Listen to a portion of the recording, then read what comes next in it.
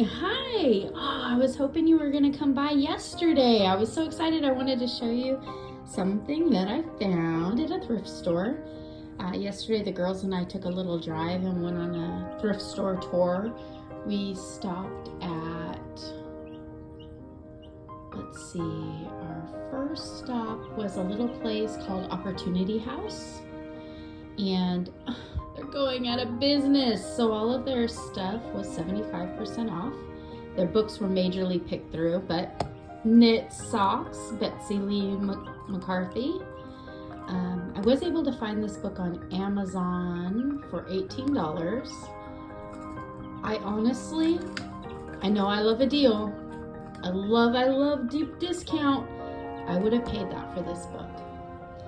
I was looking through the patterns last night and, well, first of all, I noticed, which cures a little curiosity, I was looking through the book and it says, no parts of this book may be reproduced without written permission from the publisher, except by a reviewer who may quote brief passages or reproduce illustrations in a review with the appropriate credits. How interesting. We, as crocheters and knitters, love to share our finds, our patterns that we find in books and stuff, in magazines, and it's interesting. I don't remember it ever being noted what parts of it or how much of it. Super simple socks. I love it. So there's a brief description. It tells you what you need, a little key, but I'd like to point out the way this pattern is written takes away a lot of the anxiety and overwhelming steps. She created this chart. The first column is like a small medium size, and then we have a large, extra large, or to include a men's size. And these are stitch counts or rows or work up to this inch. And the pattern isn't written in a line sequence. It's broken down one section at a time, which is part of what I find is overwhelming about working socks. Is I look at this big, huge pattern and it's too much. Ooh, here's a good example. This pattern altogether would be overwhelming, but look, row 2, row 3, something about these bold, organized charting lines just clears it. And I think after I finish up with my favorite vanilla socks, which I have been working on, got a bit of the foot part done now. That would be cool to work with some Fair Isle technique. Just put in the little words in there. I like the words they used, and if I'm learning, I kind of want to follow that exact so that I can get the concept and then create my own wording. Put my name on my socks. Oh, right, left. They have a chart to show how. So you got your colors that you're going to be using, and they broke down the whole alphabet. And now I'm curious, because I'm left-handed, am I going to work this chart as it appears, as it's written in the book? Or am I writing it backward like I do filet crochet? I work it backward from the backward. Like I know, perfect. For example, start here, you're reading this way, you move up, you're moving this way, you move up, you move this way. If you're working in the rounds, you're working around like this. Curious. I'm gonna have to really look into that.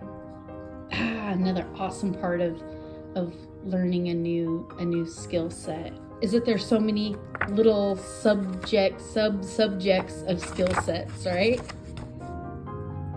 Nice. Peaks and valleys. It's doable. It's all doable. So I was also able to find this wonderful lady on Ravelry, and I did find this name on Instagram, not stalking her, I'm stalking her. These are awesome. Stalking it. Cool little patterns. I have a few other things that I'll share, but I'm gonna leave this little clip, and then I think this video is gonna be a bunch of clip-its together. Bye. See you soon.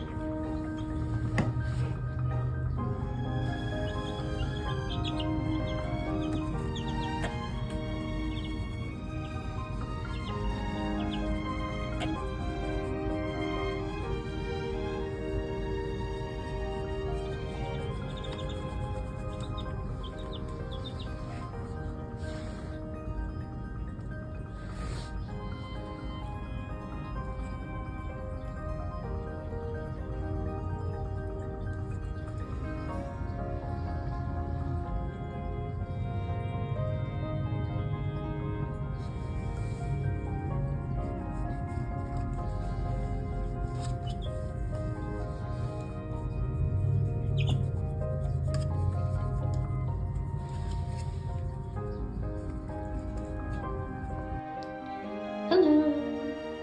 I have 3 other items that are totally unyarn related unless I stretch my imagination. On this cool honey skeet looking shaped jar, kind of like that. That said made in Canada, extra special. Have a jar collection over there. Thought it looked nice. And this, perfect time for Easter. I could dye eggs with that. Or just set it on display. Last night we made a pork roast that was extra juicy, and I used that to pull out the potatoes. And then found this. It's made of tin. I was thinking it would be really pretty over a doorway. Very, very light. Light tin mark. Just